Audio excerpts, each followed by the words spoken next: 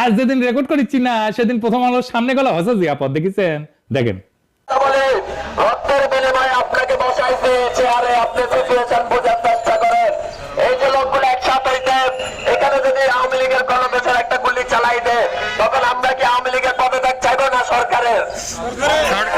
এই যে বিষয়টা, ছোটখাটো বিষয়টা, এই কথাটা আপনাকে জানে কে দিবে? আপনার গোয়েন্দা সংস্থা দিবে।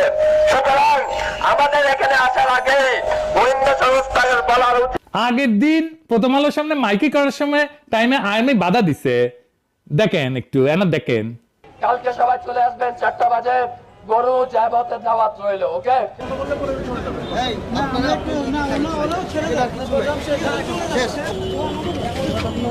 আর্মির ভাইয়েরা কামটা গলে ভালো করেন নাই, কোন সহিংসতা তো করে নাই, তাই না? বাধা দিতেছেন কেন?